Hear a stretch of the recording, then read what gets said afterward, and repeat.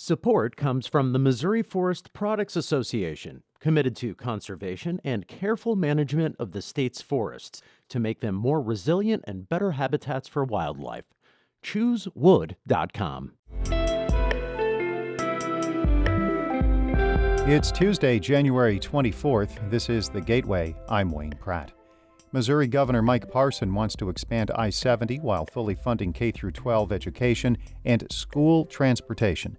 He outlined those plans in the recent State of the State address, and they received general bipartisan support. You know, when you go talking about workforce, you talk about education, healthcare, infrastructure, those are not Democrat, Republican issues. Those are issues that are good for the state.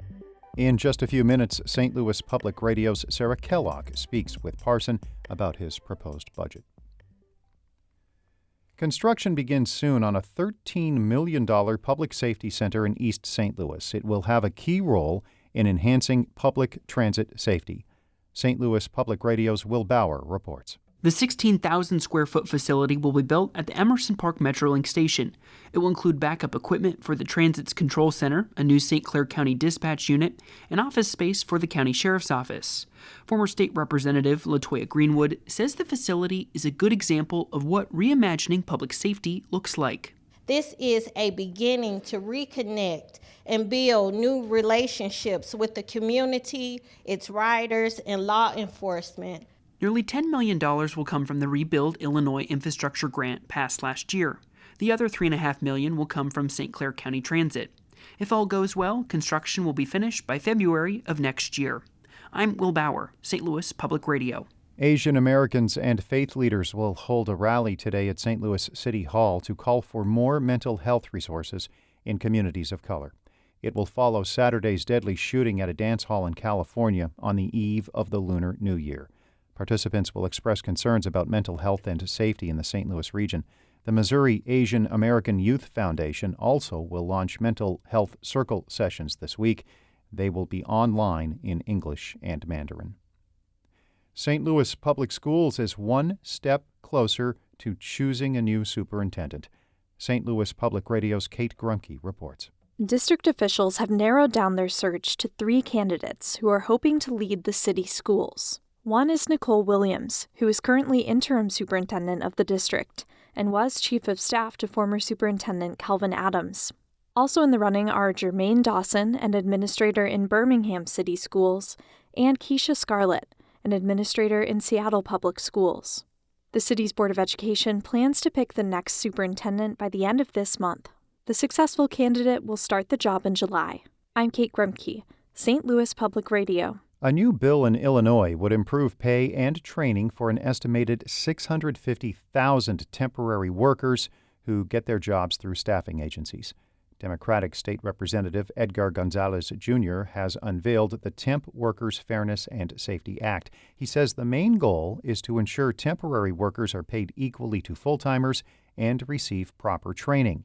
His bill would give state agencies the power to impose increased penalties against companies that do not comply. We just want to attack bad actors and make sure that in the end too we're keeping these environments as safe as we can for temp workers.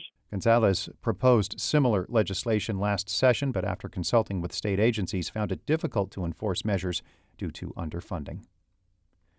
New information from the U.S. Department of Agriculture shows each year there are fewer places to buy groceries.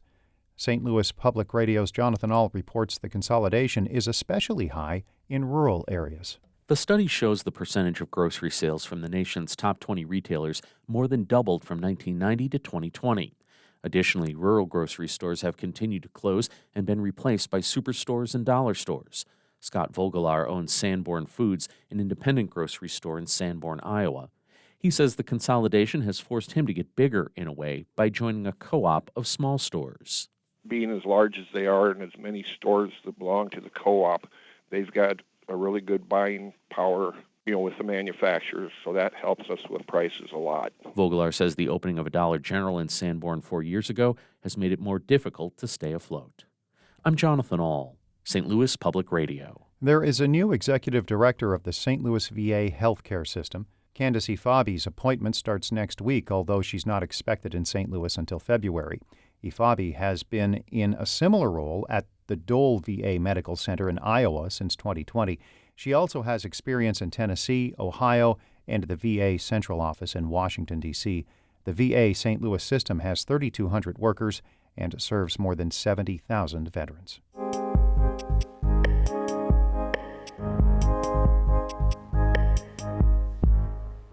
More money to expand I-70, fully fund school transportation, and raise state worker pay are just some of the items Governor Mike Parson wants to include in Missouri's budget.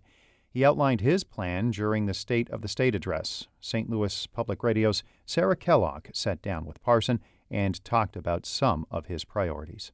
Looking at what really appears to be the big ticket item, which is $859 million to expand I-70 in 3 spots in the state, what do you have to say to possible critics that feel like it only helps those who live near I-70 as opposed to, other areas of the state? Yeah, I think when you look at the history of what I've done as governor, whether it's rural bridges, you had the same scenario when we did a lot of the rural bridges over there. We did 250 rural bridges, and everybody says, hey, the governor just spent on rural areas. So that's kind of always a political talking point a little bit. But I think you go back to when I first became governor and they were trying to do the Buck O'Neill Bridge in Kansas City, and I said, yes, I agree with that, so let's do it.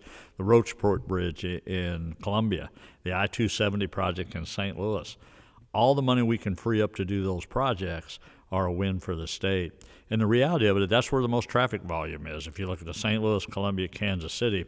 But the bottom line is this. I firmly believe once you get those major areas done, those centers all done and completed, you're going to connect the dots. On the topic of education, fully funding the foundation formula, fully funding school transportation, last year it was pretty much said that fully funding school transportation, which hadn't been done in over 20 years, was going to be a 1-year thing and maybe not to count on it next year. And now it looks like you want this done annually. Why did you make that decision? Well, most certainly because it's critical that you get kids back and forth from school.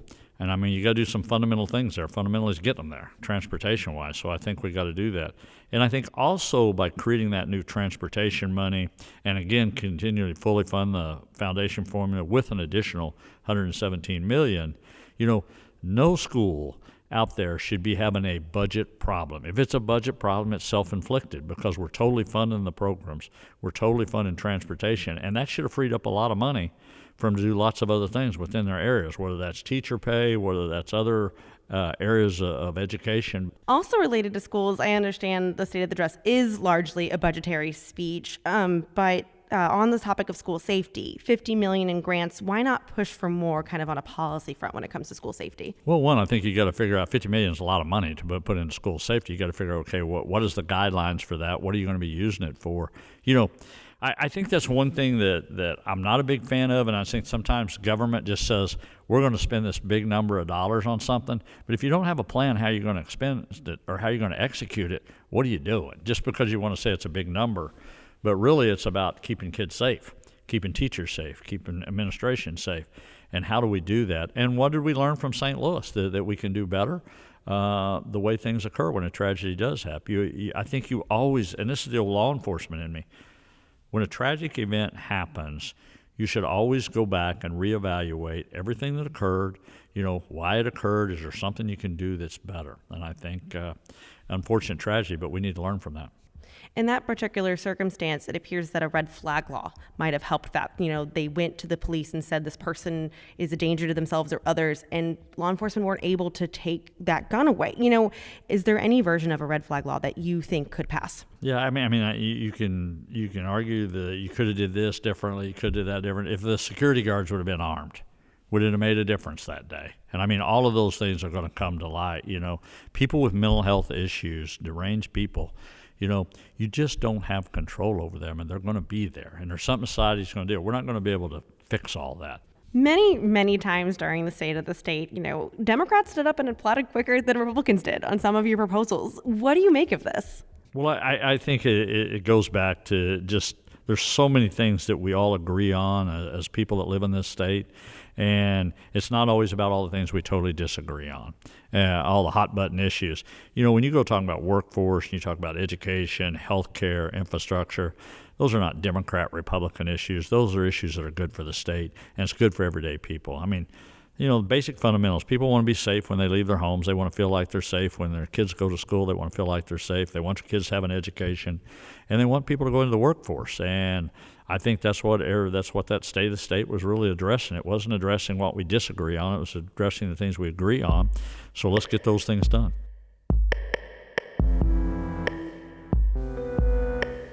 We have more of Parson's comments at stlpr.org. The Gateway is a production of St. Louis Public Radio, a listener-supported service of the University of Missouri St. Louis. Music by Ryan McNeely of Adult Fur. I'm Wayne Pratt.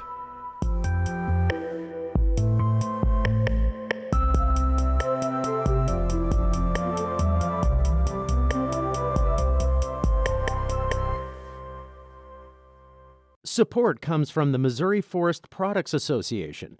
Missouri produces wood pallets, railroad ties, white oak barrels, hardwood floors, and more. Details on the variety of products made in the state are at choosewood.com.